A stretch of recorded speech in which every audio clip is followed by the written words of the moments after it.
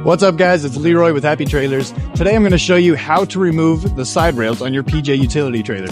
I actually get asked this question quite often because it's the PJ Ready Rail system, right? Which means it's a removable rails, but it's, you know, when you see it, it's always put together. So it's pretty simple.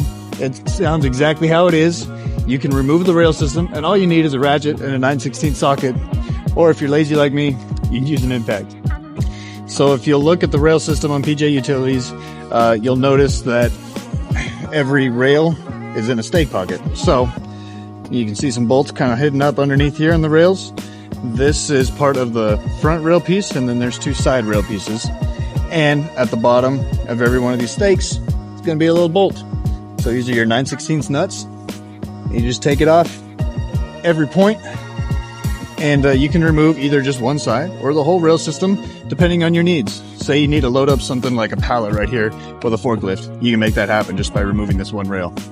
So we're going to start by first, of course, the gate is also attached to the rails, right? So we are going to grab this gate and put it down.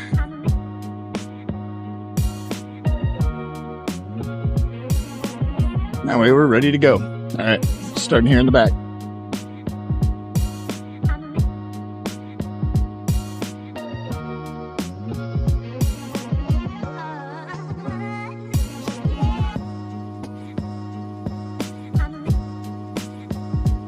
Okay, simple as that. That's all the bolts on the bottom.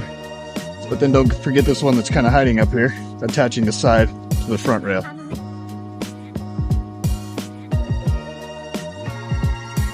That's it. At this point, you can remove the whole rail system. I just removed the one side right now, right? So,